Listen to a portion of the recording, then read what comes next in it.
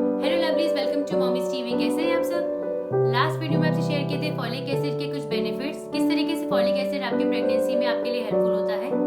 आज की जो वीडियो है वो बेसिकली एक डेडिकेशन है मेरी साइड से मेरे लेट ग्रैंडफादर एंड अभी हाल ही में मेरे नाना ससुर एक्सपायर हुए हैं। सो इन दोनों के लिए डेडिकेशन है मेरी साइड से, किस तरीके से इन्होंने मेरी लाइफ में आगे बढ़ने में मेरी हेल्प करी, एज वेल एज किस तरीके से उन्होंने मुझे मेंटली स्ट्रॉन्ग बनाया एंड मैंने काफ़ी कुछ इन लोगों से सीखा है। सो वीडियो पसंद आए तो प्लीज़ शेयर कीजिएगा एंड मेरे चैनल को सब्सक्राइब करना मत भूलिएगा। सो सबसे पहले मैं आपसे शेयर करती हूँ अपने दादाजी के बारे में। मेरे जो लेट ग्रैंडफादर थे, मेरा और उनका जो रिलेशनशिप था basically more as kid and father था, बिकॉज मैं उनको कभी भी अपने दादाजी नहीं मानती थी, मैं उनको एज अ फादर फिगर मानती थी।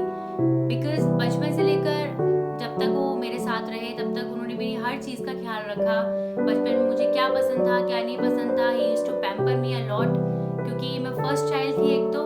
बाकी उन्होंने कभी भी मेरे और मेरे सिबलिंग्स में कभी ऐसा कोई डिफरेंस नहीं रखा, उन्होंने सबको इक्वली ट्रीट किया। बट क्योंकि मैं फर्स्ट चाइल्ड थी तो थोड़ा मुझे पैम्पर आप कह सकते हैं कि ज़्यादा मिला। सो मेरा जो उनका रिलेशनशिप था वो बहुत ही अलग था। मतलब मैं उनसे कुछ भी शेयर कर सकती थी, कोई भी कितनी भी बड़ी प्रॉब्लम हो मैं उनसे सब कुछ शेयर कर सकती थी बिना किसी हेजिटेशन के। उतना मैं अपने पेरेंट्स से क्लोज नहीं थी जितना मैं मेरे दादाजी से क्लोज थी। एंड उनका जो टैटू है वो भी मैंने करवाया है अपने हाथ में, as you can see this is the tattoo, Dadu's little girl. ये टैटू मैंने करवाया था जब वो एक्सपायर हो गए थे।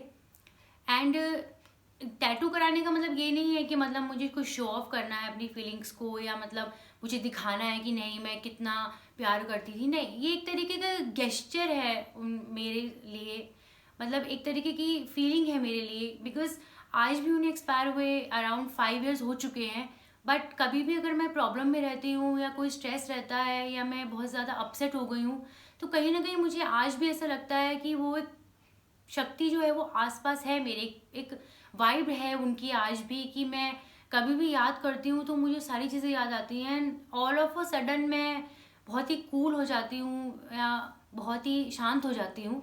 सो मैंने उनसे जो सीखा लाइफ में, उन्होंने मुझे काफ़ी कुछ बताया कि किस तरीके से उन्होंने स्ट्रगल किया, किस तरीके से उन्होंने एक मुकाम हासिल किया, कितनी मेहनत करी उन्होंने। ये चीज़ सिमिलरली जो है वो मेरे नाना ससुर से भी मैंने सीखी। जब मेरी शादी हुई, शादी के बाद जस्ट बाद ही वो मेरे साथ अराउंड 1.5 year रहे एंड उनके साथ जो सीखा मैंने वो सीखा डिसिप्लिन, किस तरीके से वो अपने आप को अपनी बॉडी पे ध्यान देते थे, अपने आप को किस तरीके से पैम्पर करते थे, सुबह उठते थे 4 बजे, योगा करते थे, एक्सरसाइज करते थे, अपने आप को फिट रखते थे। बट हाँ, एक चीज़ जो है वो बुज़ुर्गों में मोस्टली मैंने देखी है वो है वो बहुत जल्दी स्ट्रेस्ड आउट हो जाते हैं। जैसे मेरे दादाजी भी थे या मेरे नाना ससुर या नाना जी आप कह सकते हैं, दोनों ही जो थे वो अंदर ही अंदर मतलब अपनी फीलिंग्स को दबाते थे। बिकॉज हो सकता है कि बुजुर्ग ऐसा सोचते हो कि हम बड़े हैं या ये छोटे हैं, अगर हम इनको कुछ बताएंगे तो हो सकता है कि ये परेशान हो जाए। इसलिए भी जो बड़े बुजुर्ग होते हैं वो कई बार अपनी जो फीलिंग्स हैं वो छुपा लेते हैं, उन्हें एक्सप्रेस नहीं कर पाते। बट उनकी साइड से भी ठीक है, लेकिन हम एज अ छोटे हमें ये ध्यान देना चाहिए कि हमारे बुजुर्ग को कोई प्रॉब्लम तो नहीं हो रही, कि कोई उन्हें बात सता तो नहीं रही है। बिकॉज एक स्टेज ऐसी आती है 60s के बाद या 70s के बाद कि आपके जो बुजुर्ग होते हैं वो किसी ना किसी प्रॉब्लम की वजह से इतने स्ट्रेस आउट हो जाते हैं कि वो बता ही नहीं पाते कि उनको क्या प्रॉब्लम हो रही है। मैं आपको बताऊं तो मेरे दादाजी जो एक्सपायर हुए थे उनको पहले तो अस्थमा की प्रॉब्लम थी फर्स्ट 5 years तक, यानी कि 2010 के बाद उनको अस्थमा की प्रॉब्लम ज़्यादा हो गई थी। बट फिर भी ठीक था। बट एक जो प्रॉब्लम थी उनको हाइपरटेंशन की प्रॉब्लम थी, मतलब वो अंदर ही अंदर टेंशन ले लेते थे लेकिन वो किसी को जाहिर नहीं करते थे। उन्होंने कभी मुझे भी जाहिर नहीं किया कि बेटा मुझे कोई प्रॉब्लम है, and he always use to call me बेटा, बट फिर भी उन्होंने कभी मुझे ऐसा बताया नहीं। हालांकि मैंने उनसे पूछती भी थी मैं जब छोटी थी कि क्या हो गया दादाजी, क्यों परेशान हो, क्या प्रॉब्लम है, बट उन्होंने कभी मुझे ऐसा बताया नहीं कि मैं इस चीज़ से परेशान हूँ। हो सकता है कि वो नहीं मुझे टेंशन में देखना चाहते हुए जो भी है। सिमिलरली यही सेम चीज़ जो है वो मेरे नाना जी के साथ भी था, नाना ससुर जी के साथ भी था। सो वो भी अभी हाल ही में एक्सपायर हुए हैं, इसी मंथ में 21 को एक्सपायर हुए हैं। सो मैं जो वीडियो है इसका बेसिकली जो मोटिव है वो ये है कि आज की जो जनरेशन है या हमारी जो जनरेशन है बेसिकली वो काफ़ी प्रैक्टिकल हो चुकी है। हम अपने बुजुर्गों को ऐसा समझते नहीं है। हम कई बार न्यूज़ में भी आपने देखा होगा फ्रेंड्स की, मतलब बुजुर्गों का किस तरीके से ट्रीटमेंट होता है उनको। मेरा जो पॉइंट ऑफ व्यू है वो बिल्कुल ही अलग है। मेरा ये मानना है कि जब एक बुजुर्ग मरता है तो उसके साथ पूरी उसकी जो एक जनरेशन है वो ख़त्म हो जाती है। आप उस जनरेशन के बारे में जानिए, उन्हें समझिए, बिकॉज आज जिस कंडीशन में वो हैं कहीं ना कहीं कल उसी कंडीशन में हमें भी आना है या हमारी जनरेशन को भी आगे आना है। सो ऐसा नहीं है कि मैं किसी तरीके से कोई नेगेटिविटी बताना चाहती हूँ इस वीडियो में। मेरा जो बेसिकली मोटिव है वो ये है इस वीडियो को बनाने का, ताकि मैं शेयर कर सकूँ कि मैं क्या फील करती हूँ अपने बुजुर्गों को लेकर, एंड आप लोग क्या फील करते हैं वो प्लीज़ मुझे कमेंट करके ज़रूर बताइएगा कि आप किससे फैमिली में सबसे ज़्यादा क्लोज हैं, अपने दादाजी से क्लोज हैं कि अपने नाना जी से क्लोज हैं, ताई मौसी किसी से भी क्लोज हो सकते हैं। ऐसा नहीं है कि सिर्फ दादा या नाना से ही क्लोज होना है।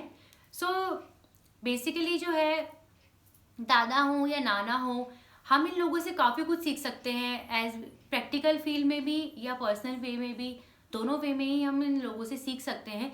बिकॉज पहले की जो टाइम था जब हमारे दादा या नाना ने स्ट्रगल किया था, वो स्ट्रगल आप सोच भी नहीं सकते हैं। आज की जनरेशन या मेरी जो जनरेशन है वो कर भी नहीं सकती है, इमेजिन भी नहीं कर सकती है किस तरीके से वो गॉन थ्रू हुए हैं, क्या प्रॉब्लम्स उन्होंने फेस करी है, कैसे उन्होंने अपने आप को स्टैब्लिश किया, कहाँ से वो आए, कहाँ उन्होंने अपने आप को स्टैब्लिश किया। जब ये चीज़ें मेरे दादाजी या नाना जी मुझे बताते थे, क्योंकि मैं खुद ही पूछती रहती थी कि ना आप यहाँ तक कैसे आए, आप कैसे आए, तो मेरे जो नाना ससुर है वो बताते थे कि पार्टीशन का टाइम भी उन्होंने देखा, पार्टीशन में क्या प्रॉब्लम उन्होंने फेस करी, ट्रेन से वो कहाँ गए, कहाँ बसे। ऐसे ही मेरे दादाजी भी थे, उन्होंने भी मुझे बताया कि उस टाइम पे कैसे अनाज मिलता था, कितने रुपए का मिलता था, चवन्नी में मिलता था, अठन्नी में मिलता था। तो ये सारी चीज़ें काफ़ी एक्साइट करने वाली होती हैं, बट आज की जो हमारी जो जनरेशन है वो इन सब चीज़ों पे ध्यान ही नहीं देती है, क्योंकि वो इतनी प्रैक्टिकल हो चुकी है। सबसे पहली बात तो ये कि जॉब होती है या कुछ होता है तो लोग जो हैं वो अपनी नेटिव प्लेस को छोड़ के वो दूसरे शहरों में बस जाते हैं, तो वो सिंगल रहते हैं। फिर जब शादी वगैरह होती है तब भी वो सिंगल ही रहते हैं। तो उनकी जो जनरेशन, हमारी जो जनरेशन आगे जो आ रही है, जैसे मेरा अयांश है, तो वो लोग ये समझ ही नहीं पाते कि दादा या नाना क्या होता है, क्योंकि हम उनको साथ में नहीं रख रहे हैं। मैं ये नहीं कह रही कि आप लोग अपनी करियर पे ध्यान मत दीजिए या कहीं दूसरी जगह मत जाइए, नहीं, आप जाइए, बट उनको ये चीज़ें बताते रहिए, अपने आगे की जनरेशन को भी चीज़ें बताइए कि कैसे आप अपने दादा से क्लोज थे या नाना से क्लोज थे। उन्हें कहानियाँ सुनाइए ताकि वो भी फैसिनेटेड हों, वो भी जाने कि हाँ हमारे भी दादा नाना है, ताकि वो खुद ही बोले कि मुझे दादू के पास ले जाओ या मुझे नानू के पास ले जाओ। क्योंकि अगर आप पुरानी जनरेशन से नई जनरेशन को नहीं मिलाओगे तो जो सो कॉल जनरेशन गैप जो हम लोग करते रहते हैं वो कभी भी ख़त्म नहीं हो पाएगा। एंड वो जो गैप है वो इतना बढ़ जाएगा फिर कि आपको ऐसा लगेगा कि अरे यार ये बुजुर्ग लोग हैं, इन्हें क्या पता आज की जनरेशन क्या करती है। जो पुरानी जनरेशन है वो सोचती है कि यार ये तो बहुत ही मॉडर्न लोग हो गए हैं, इन्हें तो कुछ बोलना ही बेकार है। नहीं, आप मिलाइए, उन्हें एक मॉडरेट का काम कीजिए, उन्हें मिलाइए, आपस में बात करिए, हंसी खुशी रहिए। कभी जैसे छुट्टियां पड़ती हैं बच्चों की या हॉलीडेज़ पड़ती हैं तो उन्हें प्लीज़ अपने ददियाल या ननिहाल के पास लेकर जाइए, ताकि वो भी कुछ अच्छी अच्छी चीज़ें सीख सके, अच्छी अच्छी बातें सीख सके, ना कि सिर्फ मोबाइल और कंप्यूटर पे अपना टाइम वेस्ट करें। सो कैसा लगा मेरा वीडियो आपको प्लीज़ मुझे कमेंट करके बताइएगा। वीडियो पसंद है तो लाइक, मेरे चैनल को सब्सक्राइब और बेल आइकन को प्रेस करना मत भूलिएगा। मिलते हैं नेक्स्ट वीडियो में। Till then goodbye and take care.